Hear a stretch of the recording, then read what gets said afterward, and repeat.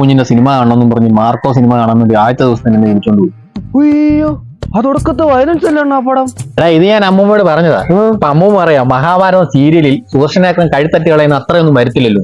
പിന്നെ ഒന്നും നോക്കിയില്ല, ഞാനും അമ്മൂമ്മ നേരെ തിയേറ്ററിൽ.